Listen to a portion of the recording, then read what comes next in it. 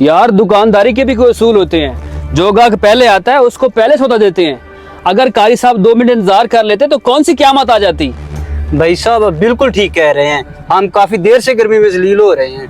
भाई आपकी बात भी ठीक है, लेकिन ये तो देखें कि हमारी मस्जिद के इमाम हैं, वो हमें 5 वक्त की नमाज पढ़ाते हैं, हमारे बच्चों को कुरान पाक की तालीम देते हैं, और एक ना एक दिन हमने मरना भी है, हमारा जनाजा भी इन्होंने ही पढ़ाना है, तो क्यों ना इज्जत दूं मैं उनको। यहाँ तक तो आपकी बात ठीक है, लेकिन आपने उससे पैसे भी नहीं लिए। इस बात की मुझे समझ नहीं आई। भाई अब तो क्या, मैंने उनसे कभी पैसे नहीं लिए।